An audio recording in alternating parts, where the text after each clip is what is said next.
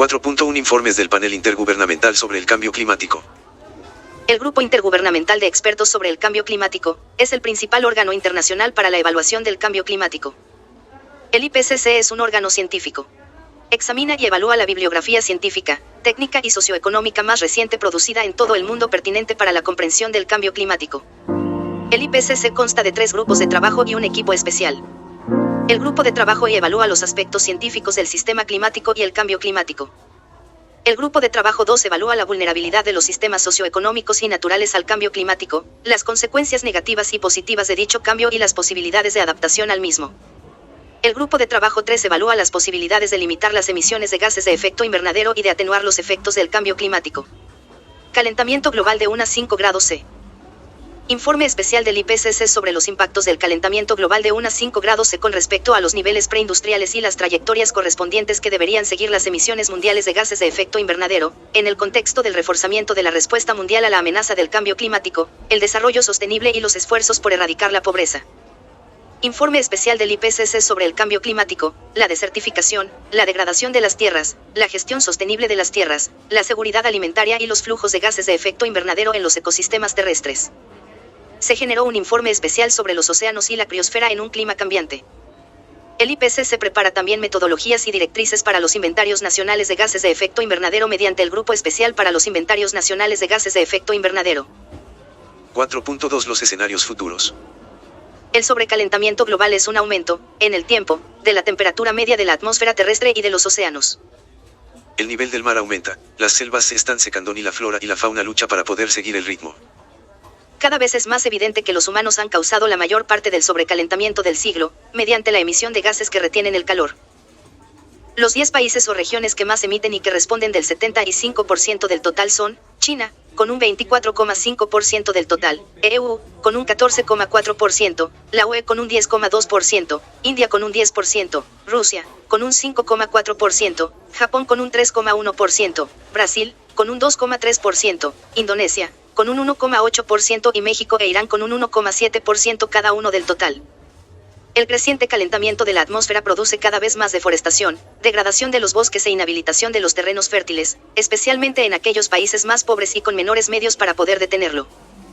La revolución industrial, los océanos han aumentado su acidificación en un 30% y se estima que, al final de este siglo, el CO2 de los océanos alcance 150%.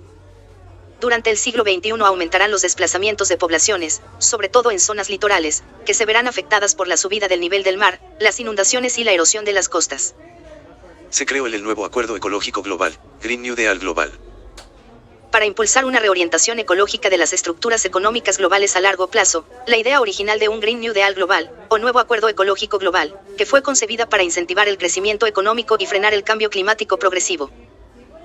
Se han generado incentivos económicos, entre ellos figura el Plan Tunecino. Se basa en iniciativas legales que prevén una subvención de hasta el 20% para medidas que permiten ahorrar energía, como por ejemplo, en la compra de calefactores solares de agua.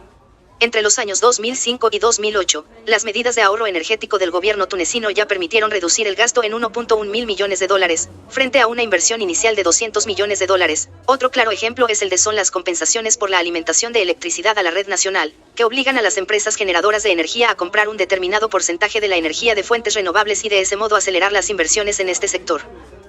China ofrece apoyo financiero estatal para el saneamiento de edificios o ventajas tributarias para empresas que apoyen la construcción de edificios energéticamente Net-Zero. También se trabaja en una serie de low carbon cities, ciudades bajas en emisiones de carbón, como proyectos demostrativos de una planificación urbana con bajo nivel de emisiones. Se debe de asumir la responsabilidad a un nivel global y de hecho se puede decir que muchos países ya abrieron para sus fines el mercado de productos y tecnologías verdes, y que se han convertido en pioneros del movimiento. Para los desafíos futuros y los siguientes pasos. Se observa un incremento de fenómenos meteorológicos extremos como huracanes, tempestades, precipitaciones extraordinarias, sequías e inundaciones. 4.3 Propuestas de mitigación neokeynesiana.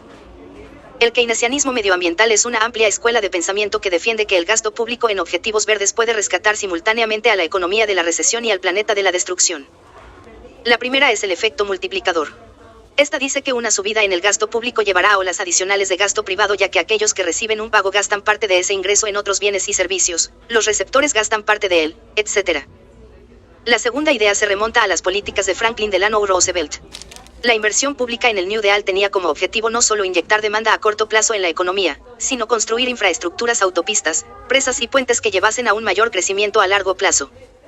La tercera idea se solapa con la segunda y se deriva de la premisa de que el futuro desarrollo de la economía mundial está obligado a estar dominado por tecnologías bajas en carbono. El cambio climático constituye una amenaza contra los elementos básicos de la vida humana en distintas partes del mundo: acceso a suministro de agua, producción de alimentos, salud, uso de las tierras y medio ambiente. Geoingeniería. El término hace referencia a los planes de intervención en gran escala en los océanos, los suelos y la atmósfera terrestres con el fin de reducir los efectos del calentamiento global, por lo general de manera temporal. La geoingeniería incluye un amplio espectro de técnicas centradas principalmente en el bloqueo de la luz solar o en el reflejo de la luz hacia el espacio para remover dióxido de carbono de la atmósfera terrestre o bien, para permitir que el calor se disipe en el espacio. Cada proyecto o plan es solo un intento por atacar tan solo uno de los múltiples efectos del cambio climático: el incremento global de la temperatura, mediante manipulaciones de gran escala en la atmósfera, los suelos o incluso el espacio exterior de la Tierra.